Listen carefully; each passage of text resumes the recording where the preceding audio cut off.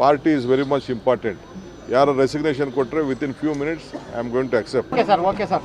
ನಿನ್ನೆ ರಾತ್ರಿನೇ ಏನು ಹೇಳಬೇಕು ನಾನೆಲ್ಲ ಹೇಳಿದ್ದೀನಿ. ಏನಾದ್ರು ಇದ್ದರೆ ಖಂಡಿತ ನಿಮ್ಮನ್ನ ಕರಿತೀನಿ. ಸೊ ಅಂಥದ್ದೇನು ಹೊಸ್ತೇನಿಲ್ಲ. ಈಗ ನ್ಯಾನೋ ಕಾನ್ಫರೆನ್ಸ್ ಇದೆ, ಅದಕ್ಕೆ ಇನಾಗ್ರೇಟ್ ಮಾಡಬೇಕಾಗಿದೆ. ಕೆಲವು ಎಂಗೇಜ್ಮೆಂಟ್ಸ್ ಇದೆ, ಕೆಲವು ರಿವ್ಯೂಸ್ ಇದೆ. ಎಲ್ಲ ಮಂತ್ರಿಗಳಿಗೆ ನಾನು ಕೂಡಲೇ ನಾಳೆಯಿಂದನೇ ಎಲ್ಲ ಬರ ಪರಿಹಾರಕ್ಕೆ, ಬರ, ಅತಿವೃಷ್ಟಿ, ಅನಾವೃಷ್ಟಿ ಇವಕ್ಕೆಲ್ಲ ಭೇಟಿ ಮಾಡಬೇಕು ಅಂತ ಹೇಳಿದ್ದೀನಿ. ಟೈಮ್ ವೇಸ್ಟ್ ಮಾಡಿಬಿಡಿ ಅಂತ. ಸೊ ನಾಳೆಯಿಂದನೇ ಎಲ್ಲ ಜಿಲ್ಲೆಗಳಿಗೆ ಹೋಗಬೇಕು ಅಂತ, ಎಲ್ಲ ಆಫೀಸರ್ಸ್ಗೂ ಎಲ್ಲ ಸೈಟ್ ವಿಸಿಟ್ಗೆ ಏರ್ಪಾಡು ಮಾಡಬೇಕು ಅಂತ ಇನ್ಸ್ಟ್ರಕ್ಷನ್ ಕೊಟ್ಟಿದ್ದೀನಿ. ಸೊ ಆ ಕೆಲಸದಲ್ಲಿ ಎಲ್ಲರೂ ಕೂಡ ತೊಡಗ್ತಾರೆ, ಎಲ್ಲ ಜಿಲ್ಲೆಗೆ ಹೋಗಬೇಕು. ಸಾಮೂಹಿಕ ರಾಜೀನಾಮೆ ಕೊಡ್ಲಿಕ್ಕೆಲ್ಲ ಮುಂದಾಗಿದ್ದಾರೆ ಸರ್. ಯಾರು ನೋಡಿ, ರಾಜೀನಾಮೆ ಕೊಡೋರು ಇವೆಲ್ಲ ರಾಜಕೀಯದಲ್ಲಿ ನಡೀತಾ ಇರೋದು. ರಾಜೀನಾಮೆ ಕೊಡೋರ ಬಗ್ಗೆ ಯಾರು ತಡೆಯೋಕ್ಕಾಗಲ್ಲ. ಪಾರ್ಟಿ ಬೇಕು, ಅವ್ರಿಗೂ ಭವಿಷ್ಯ ಬೇಕು ಅಂತಂದರೆ ಪಕ್ಷ ಇದ್ದರೆ ಇದು.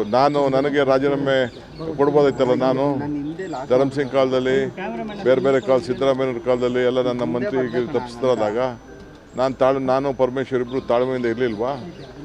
ನಿನ್ನೆ ಯಾರು ಹೇಳಿಲ್ವಾ? ನಾನು ವೀರೇಂದ್ರ ಪಾಟೀಲ್ ಕಾಲದಲ್ಲಿ ಬಂಗಾರಪ್ಪನವ್ರಿಗೆ ಕೊಟ್ಟಿರಲಿಲ್ಲ, ಖರ್ಗೆ ಸಾಹೇಬ್ರಿಗೆ ಕೊಟ್ಟಿರಲಿಲ್ಲ, ಧರ್ಮಸಿಂಗ್ಗೆ ಕೊಟ್ಟಿರಲಿಲ್ಲ. ಅವರೆಲ್ಲ ಚೀಫ್ ಮಿನಿಸ್ಟರ್ಗಳಾಗಲಿಲ್ವಾ? ಇವೆಲ್ಲ ಪೇಷನ್ಸಿಂದ ಈ ಸಂದರ್ಭದಲ್ಲಿ ಇರಬೇಕಾಗ್ತದೆ. Party is very much important. ಯಾರು ರೆಸಿಗ್ನೇಷನ್ ಕೊಟ್ಟರೆ within few minutes I am going to accept. ನಾನು ಈಗಾಗಲೇ ಎಲ್ಲ ನಮ್ಮ ಬೋರ್ಡು, ಕಾರ್ಪೊರೇಷನ್ನು ರಿವ್ಯಾಂಪ್ ಮಾಡ್ತಾಯಿದ್ದೀನಿ.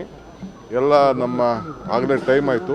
ಎಲ್ಲರಿಗೂ 2 ವರ್ಷ ಅಂತ ಮುಂಚಿತವಾಗಿ ನಾವು ಹೇಳಿದ್ದು, ಮಂತ್ರಿಗಳಿಗೂ ಹೇಳಿದ್ದು. ಅದನ್ನು ನಾವು ಮುಂಚಿತವಾಗಿ 2.5 ವರ್ಷ. ಈಗ ಎಲ್ಲರೂ ಕೂಡ ನಾನು ರೆಸಿಗ್ನೇಷನ್ ಸಬ್ಮಿಟ್ ಮಾಡಿ ಅಂತ ಅಂದ್ಬಿಟ್ಟು ಬೋರ್ಡು, ಕಾರ್ಪೊರೇಷನ್ಗೆ ಫಸ್ಟು ನಮ್ಮ ವರ್ಕರ್ಸ್ಗೆ ಹೇಳ್ತೀನಿ. ವರ್ಕರ್ಸ್ ಎಲ್ಲ ಫಸ್ಟು ಫಿಲಪ್ ಮಾಡ್ತೀನಿ. ಆಮೇಲೆ MLAsನ ಕರೆದು ಒಬ್ಬೊಬ್ಬರನ್ನೇ ಮಾತಾಡ್ತೀನಿ.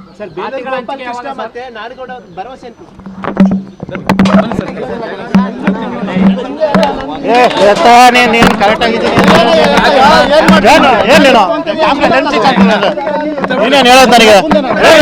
ನೀನು ಯಾಕೆ ಬರ್ತಾ ಮಾತಾಡಿದೆ ನೀನು?